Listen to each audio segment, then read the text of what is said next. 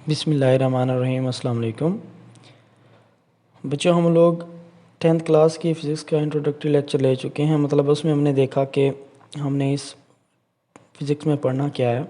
तो आज हम स्टार्ट करने जा रहे हैं उसका सबसे पहला लेक्चर, यानी कि आपके जो फर्स्ट चैप्टर का फर्स्ट टॉपिक है उसको हम आज डिटेल से पढ़ेंगे। तो टॉपिक है ये सिंपल हार्मोनिक मोशन, यानी कि मोशन की एक टाइप जो हमने पढ़ी थी वाइब्रेटरी मोशन 9th क्लास में, उसी को हम मज़ीद डिटेल के साथ पढ़ेंगे और यहाँ हम उसको सिंपल हार्मोनिक मोशन के तौर पर पढ़ेंगे। बच्चों, इसके लिए हम कुछ एग्जांपल्स पढ़ेंगे जिससे हमें इसका कंसेप्ट क्लियर होगा। और उसमें सबसे पहली एग्जांपल है motion of mass attached to a spring, यानी कि जब किसी स्प्रिंग के साथ मास को अटैच करके उसको मूव करवाया जाए तो उसकी मोशन भी सिंपल हार्मोनिक मोशन ही होती है। इसी एक एग्जांपल के ज़रिए आज हम डिटेल से पढ़ेंगे। ये आपका लॉन्ग क्वेश्चन का टॉपिक है और इसमें से ऑब्जेक्टिव भी काफ़ी इंपॉर्टेंट बन सकता है।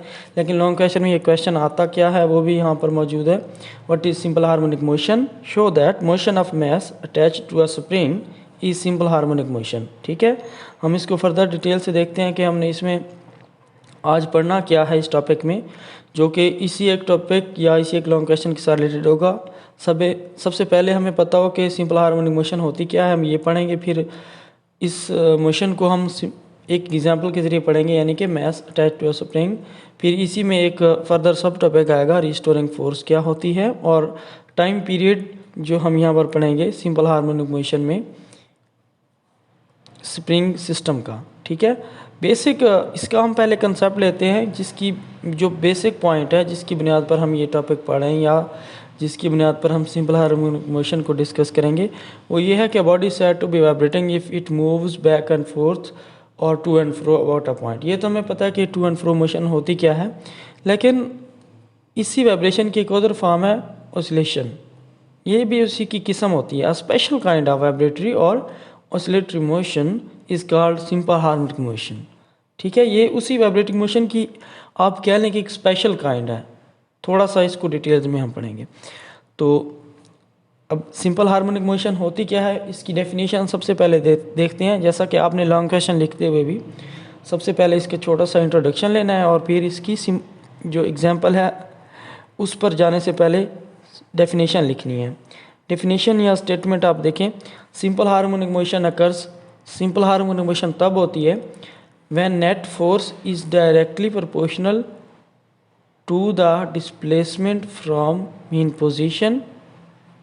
एक बात यहाँ पर हमें पता चली कि जो नेट फोर्स एक्ट कर रही होगी बॉडी के ऊपर, वो डायरेक्टली प्रोपोर्शनल होगी उस बॉडी की डिस्प्लेसमेंट के। और डिस्प्लेसमेंट कौन सी? जो वो बॉडी मीन पोजीशन के अराउंड परफॉर्म कर रही है। अभी जब हम इसकी डायग्राम देखेंगे तो हमारा ये मीन पोजीशन का और डिस्प्लेसमेंट वाला कंसेप्ट और भी क्लियर होगा। ये एक कंडीशन पहली हुई। दूसरी condition, and is always directed towards the mean position. और वो जो एक्सेलेरेशन जिसकी हम बात कर रहे हैं या नेट फोर्स की बात कर रहे हैं, वो हमेशा मीन पोजीशन की तरफ ही डायरेक्टेड होगी। ये दोनों बातें पूरी होंगी जैसे ही तो हम कहेंगे कि जो ऑब्जेक्ट मूव कर रहा है उसकी मोशन सिंपल हार्मोनिक मोशन है। मसलन अगर हम ये एग्जांपल देखें तो यहाँ पर मैं आपको वही दोबारा कंसेप्ट है वो रिवाइज करवाता हूँ इस मास स्प्रिंग सिस्टम के जरिए। देखें, one of simplest types of oscillatory motion is that of horizontal mass spring system. मतलब हमें पता चला कि मास स्प्रिंग सिस्टम की मोशन भी जो है वो भी सिंपल हार्मोनिक मोशन होती है। अब देखें यहाँ पर सबसे पहले स्प्रिंग की हम देखते हैं कि इसकी नॉर्मल हालत कौन सी हो सकती है। केस ए में नॉर्मल हालत में पोजीशन जो है उसकी वो सेंटर में है, ओ पर है मैस की। अभी हमने मैस को कोई मूव नहीं करवाया और इस पर लगने वाली फोर्स भी क्या है, ज़ीरो है। ठीक है, अब हम क्या करते हैं, इसी स्प्रिंग को थोड़ा सा हमने इलोंगेट किया, लेंथ ही इसको बनाया, इसको थोड़ा सा खींच के इस पोजीशन पर लेके आए, ए पोजीशन पर। ठीक है, अब ए पोजीशन पर देखें, एक तो हम जो फोर्स लगा रहे हैं उसकी बात नहीं करते, हम स्प्रिंग वाली फोर्स की बात करते हैं जो कि स्प्रिंग वापस लगाएगा किसके ऊपर, इसी बॉडी मैस एम के ऊपर, ताकि इसको अपनी ओरिजिनल पोजीशन पर वापस ले जाए। आपके माइंड में एक कंसेप्ट बन गया होगा कि किसी भी स्प्रिंग के साथ हम अगर मैस अटैच करके उसको खींचते हैं तो वो स्प्रिंग वापस जाते हैं, मैस को भी साथ लेकर जाता है। और ये इसकी पोजीशन है। अब और इसी फोर्स किधर लग रही है, टुवर्ड्स द मीन पोजीशन लग रही है ना। और दूसरी बात आप ज़रा सा समझें अपने माइंड में कि अगर हम स्प्रिंग को ज़्यादा खींचेंगे तो वापस भी वो क्या करेगा, ज़्यादा ही खींचेगा ना। नेट फोर्स जो स्प्रिंग पर लगेगी वापस की तरफ, सेंटर की तरफ, वो हमेशा क्या होगी, डिस्प्लेसमेंट के डायरेक्ट प्रोपोर्शनल। जितना ज़्यादा उसको उसकी ओरिजिनल पोजीशन से डिस्प्लेस करेंगे उतना ही उस पर ज़्यादा जो है वो नेट फोर्स लगेगी। और हमने पोजीशंस की बात की तो एक पोजीशन ये हो गई। दूसरी पोजीशन हम तब डिस्कस करेंगे जब ये मूव करते हुए स्प्रिंग यहाँ पर आ गया, तो आप ज़रा सा अपने माइंड में एक इमेजिनेशन करें कि क्या स्प्रिंग यहीं पर रुक जाएगा, बिल्कुल नहीं, क्योंकि वो अपने इनर्शिया की वजह से और थोड़ा सा जो उसके अंदर स्पीड आ चुकी है उसकी वजह से वो यहाँ तक आएगा। देखिए दोनों साइड पर डिस्टेंस इक्वल कवर होगा और यहाँ से फिर वो कंप्रेस हो चुका है। कंप्रेस होने के बाद उसको दोबारा एक पुश मिलेगी टुवर्ड्स द मीन पोजीशन। अब ये है डिस्प्लेसमेंट x और ये है वो नेट फोर्स। देखिए नेट फोर्स दोनों केसेस में किधर लग रही है, towards the mean position O, and it is directly proportional to the displacement x। जितनी डिस्प्लेसमेंट x है मीन पोजीशन से उतनी ही फोर्स भी है, और अगर हम ये बढ़ाते हैं या कम करते हैं डिस्प्लेसमेंट तो उसी लिहाज से ये फोर्स भी कम या ज़्यादा होगी। ठीक है, अब हमने इसको थोड़ा सा देखा, अब इसको डिटेल से आगे पढ़ते हैं। इसमें एक चीज़ शामिल हमें करना पड़ेगी, हुक्स लॉ, क्योंकि ये जो फोर्स लग रही है और उसके तहत जो स्प्रिंग की लेंथ में चेंज आ रहा है इसको हुक्स लॉ डील करता है। हुक्स लॉ पढ़ते हैं क्या है, इसी स्प्रिंग के थ्रू ही हम पढ़ेंगे। If the spring is stretched और compressed through a small displacement X. Small displacement इसलिए है कि अगर ज़्यादा खींचेंगे तो हो सकता है स्प्रिंग की जो लिमिट है वही ख़त्म हो जाए और वो परमानेंटली स्प्रिंग नार है एक वायर में चेंज हो जाए। और displacement x from its mean position it exerts force F on the mass. वो कहता है कि जैसे ही हम किसी स्प्रिंग के साथ बंधे हुए मैस को खींचते हैं तो स्प्रिंग भी वापस मैस को वापस खींचता है। ठीक है, according to Hooke's law this force is directly proportional to change in length x of the spring. Hooke ने बताया अपने हुक्स लॉ के ज़रिए कि ये जो फोर्स स्प्रिंग लगाता है इस फोर्स की जो वैल्यू है, जो मैग्नीट्यूड है, वो डायरेक्टली प्रोपोर्शनल होगी उस चेंज इन लेंथ के जो आप पैदा करें स्प्रिंग में। मतलब आप उसको ज़्यादा खींचते हैं, उसकी चेंज ऑन लेंथ ज़्यादा करते हैं तो वो भी ज़्यादा फोर्स लगाएगा। इसको अगर फार्मूले से समझें तो F इज इक्वल टू के एक्स। देखें बच्चों, हमें पता है कि जब भी कोई कांस्टेंट आता है इसका मतलब है उससे पहले कोई प्रोपोर्शन मौजूद है, और यहाँ पर कौन सी प्रोपोर्शन है, डायरेक्ट प्रोपोर्शन। उसको जब हम ख़त्म करते हैं डायरेक्ट प्रोपोर्शनल टू को तो उसकी जगह कांस्टेंट के आ गया, F इज इक्वल टू के एक्स। लेकिन ये माइनस क्या बता रहा है, हमेशा पोजीशन को बता रहा है। मतलब आप जिस तरफ x को बनाएंगे F उसके उल्ट होगी। इस जो साइन का जो रोल है इस फार्मूले में, इसको हम फर्दर आगे भी डिटेल से पढ़ेंगे। यहाँ पर x क्या है, डिस्प्लेसमेंट है मीन पोजीशन से, और k के बारे में अभी हम डिटेल से पढ़ते हैं कि ये k क्या चीज़ है। और F ये वो फोर्स है जो स्प्रिंग लगा रहा है वापस, ठीक है, उस मैस के ऊपर। अब स्प्रिंग कांस्टेंट k की बात करते हैं जो हमने रिसेंटली एक फार्मूले में भी देखा, F इज इक्वल टू के एक्स वाले में। यहाँ पर देखें बच्चों, कांस्टेंट k इसे कहते हैं स्प्रिंग कांस्टेंट, और इसकी डेफिनेशन अगर बनाए तो k is equal to minus F over x, पिछले फार्मूले के करस्पॉन्डिंग ही। ठीक है, पिछले फार्मूले में हमने देखा F इज इक्वल टू के एक्स, अगर x आकर F के नीचे डिवाइड हो तो वही फार्मूला बनेगा जो अभी हम ये देख रहे हैं। और यहाँ पर k एक्चुअली होता क्या है, अगर इसको हम कंसेप्चुअली समझना चाहें तो k is a measure of stiffness of the spring. मतलब कोई भी स्प्रिंग जो है वो कितना स्टिफ है, कितना सख्त है। Stiff springs have large value of k and soft springs have small value of k। अगर कोई स्प्रिंग नरम है तो उसकी k की वैल्यू क्या होगी, स्मॉल, और अगर कोई सख्त है तो उसके k की वैल्यू भी क्या होगी, लार्ज, यानी कि कांस्टेंट की वैल्यू। अब हम थोड़ा सा अपने टॉपिक की डेरिवेशन साइड पर आते हैं। मतलब हम बेसिक चीज़ें पढ़ चुके हैं, उन चीज़ों के बुनियाद पर हम कोई एक फाइनल रिज़ल्ट डिराइव करने जा रहे हैं जो कि हमें कनेक्ट करेगा बेसिक डेफिनेशन से सिंपल हार्मोनिक मोशन की। देखें बच्चों, हमने न्यूटन लॉ पढ़ा हुआ है, F is equal to m a, यानी कि कितना अगर हम किसी चीज़ पर फोर्स लगाते हैं तो उसमें ए एक्सेलेरेशन पैदा होती है। तो जो हम अभी कांस्टेंट k के हवाले से एक फार्मूला पढ़ के आए हैं कि k is equal to F x. अब अगर हम f की जगह पर ma लिखें तो हमारे पास ये रिलेशन बनेगा, वहाँ पर भी माइनस मौजूद था तो f की जगह पर हमने ma लिख दिया। देखिए बच्चों, अब यहाँ पर हम देखते हैं कि हमारे पास कांस्टेंट कौन कौन सी चीज़ें हैं। के को हमने पढ़ा कांस्टेंट है, और एम भी क्या है, कांस्टेंट है।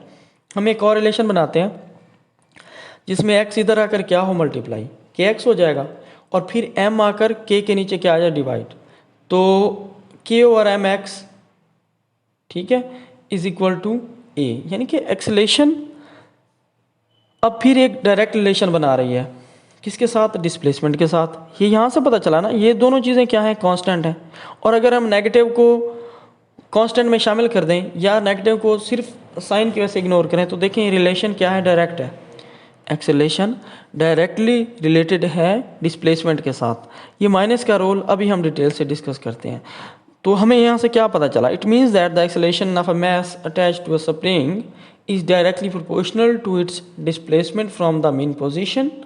Hence, the horizontal motion of a mass spring system is an example of simple harmonic motion. यहाँ से अब तक हम प्रूफ कर चुके हैं कि जो हमारी सिंपल हार्मोनिक मोशन की कंडीशंस थी वो यहीं पर दोनों हमें नज़र आ रही हैं कि ए और एक्स आपस में क्या होंगे, डायरेक्टली रिलेटेड। और ये जो माइनस है ये उसकी दूसरी पोजीशन कंडीशन को बता रहा है कि हमेशा जो फोर्स है वो किधर होगी, मीन पोजीशन की तरफ। इसको हम नेगेटिव साइन को भी डिटेल से अभी देखते हैं। देखें बच्चों, द नेगेटिव साइन, इसके बारे में कंसेप्चुअल क्वेश्चन भी पूछा जा सकता है कि जो हमारे पास ये रिलेशन है इसमें माइनस साइन का क्या रोल है। Means that force exerted by the spring is always directed towards the displacement of the mass. यहाँ पर हमने देखा कि फोर्स हमेशा किधर है, डिस्प्लेसमेंट के अपोजिट है। हम अगर स्प्रिंग को खींचते हैं यानी कि मैस को इधर लेके जाते हैं तो फोर्स वापस लगती है, और अगर स्प्रिंग को हम पुश करते हैं तो फोर्स फिर भी वापस लगती है। यानी कि फोर्स हमेशा डिस्प्लेसमेंट को क्या कर रही है, अपोज। और यही काम है किसका, नेगेटिव साइन का।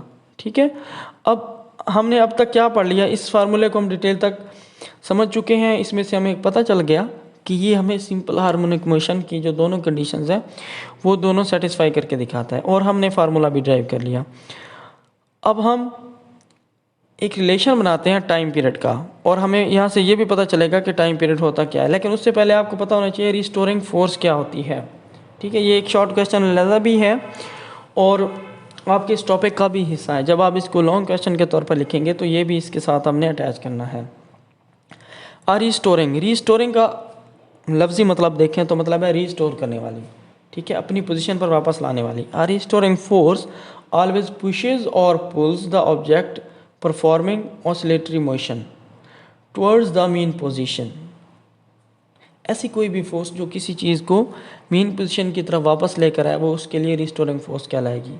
अगर हम इसी मैस स्प्रिंग सिस्टम की बात करें तो इसमें स्प्रिंग में मौजूद इलास्टिक फोर्स या इलास्टिसिटी क्या करती है, स्प्रिंग को वापस लाती है। तो इस तरह ये स्प्रिंग के लिए किस फोर्स के तौर पर काम कर रही है, रिस्टोरिंग फोर्स के तौर पर। ठीक है, और अब हम पढ़ते हैं कि फार्मूला क्या बनेगा टाइम पीरियड का। टाइम पीरियड होता क्या है एक्चुअली, पहले हमें ये पता होना चाहिए। अगर हम इस चीज़ को देखें, इस डायग्राम को, तो देखें बच्चों, यहाँ पर स्प्रिंग हम यहाँ तक लाए, कुछ टाइम लगा होगा, फिर हमने यहाँ से इसको छोड़ा, स्प्रिंग यहाँ पर आया और दोबारा अपनी पोजीशन पर आया। ये इसकी सारी एक कंप्लीट राउंड ट्रिप क्या कहलाती है, एक वाइब्रेशन कहलाती है। अब देखें, उसको जितना इस एक ट्रिप करने के लिए या एक वाइब्रेशन करने के लिए टाइम लगा उसे सिंपली टाइम पीरियड कहते हैं। और ये एक फार्मूला है जिसकी डेरिवेशन आपके 10th क्लास के सिलेबस में नहीं। इस फार्मूले के मुताबिक अगर हमने टाइम पीरियड कैलकुलेट करना है, लेट अस सपोज हमें जो यहाँ पर मैस अटैच करवाया गया उसका है मैस m, और इस ये वाला जो स्प्रिंग है इसका है मैस स्प्रिंग कांस्टेंट है इसका k। तो ये वाला फार्मूला जो है T is equal to 2π √m/k, ये हमें बताएगा टाइम पीरियड के लिए। यानी कि अगर हम 2π के वाले हमें पता 3.14 होती है, m जो मैस हमने अटैच किया होगा डेफिनेटली हमें उसका जो मैस है वो भी नॉन होगा, और स्प्रिंग कांस्टेंट भी हम उसका या तो फाइंड कर लिया करते हैं हुक्स लॉ के ज़रिए, या फ़र्ज़ करें हमें गिवन भी है तो वो चीज़ें सारी हम यहाँ पुट करेंगे तो हमें उसको टाइम पीरियड मिल जाएगा, मतलब कितनी देर के अंदर उसने वन वाइब्रेशन करनी है उस स्प्रिंग ने। तो बच्चों आज हमने जो है ये टॉपिक पढ़ा है सिंपल हार्मोनिक मोशन क्या होती है, ठीक है, और उससे रिलेटेड कुछ बेसिक चीज़ें हमने देखी। क्वेश्चन क्या बन सकता है ये भी आपने देख लिया, और ये चारों पॉइंट्स आपने समझ लिए हैं। ठीक है, टाइम पीरियड पढ़ा, रिस्टोरिंग फोर्स पढ़ा, और ये एक लॉन्ग क्वेश्चन का टॉपिक हमारे पास आ गया है। बेसिक कंसेप्ट भी हमने देख लिया कि क्या है, फिर हमने सिंपल हार्मोनिक मोशन की डेफिनेशन देखी, फिर उसको थोड़ा सा डायग्राम के ज़रिए समझा, ठीक है, जिसमें हमने आगे जाकर उसको डेरिवेशन भी की, कि जो डिराइव करके हम देखना चाह रहे थे कि हमारा पर लास्ट फार्मूलाज कौन से आते हैं वो पढ़े, और उसमें हमने हुक्स लॉ को भी डिस्कस किया, स्प्रिंग कांस्टेंट को भी। ये बच्चों अलग से भी शॉर्ट क्वेश्चंस आपके बन सकते हैं। और यहाँ पर हमने उस डिटेल को देखा कि मैथ्स किस तरह अपनी एक पोजीशन पर जाने के बाद अगर इसको रिलीज करते हैं तो दूसरी पोजीशन पर आता है और मेन पोजीशन के अराउंड ये मूव करता रहता है बच्चों। लेकिन यहाँ पर एक चीज़ आपने सामने रखनी है कि ये हम यहाँ पर ना तो इस ब्लॉक और सरफेस के दरमियान फ्रिक्शन को कंसिडर कर रहे हैं, ना ही हम एयर फ्रिक्शन को यहाँ पर कंसिडर करेंगे। ये एक आइडियल सिस्टम है जिसमें हम फ्रिक्शंस को और रेजिस्टिव फोर्सेस को टोटली ज़ीरो कंसिडर कर रहे हैं, सिर्फ रिस्टोरिंग फोर्स ही एक्ट करेगी, ठीक है, ये बात याद रखनी है। इसकी फर्दर डिटेल्स काफ़ी सारी बुक में आपकी मौजूद हैं, वो भी आप रीड करेंगे कि किस तरह जो है एनर्जी का रिलेशन है, कि मतलब मेन पोजीशन पर आकर एनर्जी कौन सी ज़्यादा होती है, पोटेंशियल एनर्जी ज़्यादा होता है, और काइनेटिक क्या होती है, एक्सट्रीम पर जाकर कौन सी होती है, एक्सट्रीम पर पोजीशन एनर्जी ज़्यादा होती है और मेन पोजीशन पर काइनेटिक एनर्जी। इसी तरह फर्दर डिटेल्स भी कुछ आप जो है वो कंटिन्यूटी ऑफ मोशन के बारे में, जो इस स्प्रिंग की मोशन है उसके बारे में डिटेल से डिस्कस बुक से पढ़ सकेंगे, ठीक है। और नेगेटिव साइन का हमने देखा, रिस्टोरिंग फोर्स का पढ़ा, और एंड पर हमने देखा कि जो इस मैस स्प्रिंग सिस्टम है इसका टाइम पीरियड कैसे कैलकुलेट किया जाएगा, ठीक है बच्चों। ये था हमारा आज का लेक्चर जिसमें हमने सिंपल हार्मोनिक मोशन को डिटेल से पढ़ा। मुझे उम्मीद है लेक्चर आपको क्लियर होगा। फिर भी अगर कोई कन्फ्यूजन रह जाते हैं तो आप कमेंट सेक्शन में पूछ सकते हैं। ओके बच्चों, अल्लाह हाफिज़।